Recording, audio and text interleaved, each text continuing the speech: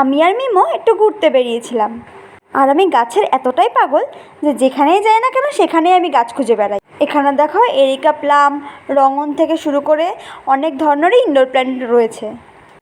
এমনকি ফলের গাছ থেকে শুরু করে তেজপাতা গাছ, দারচিনি গাছও রয়েছে।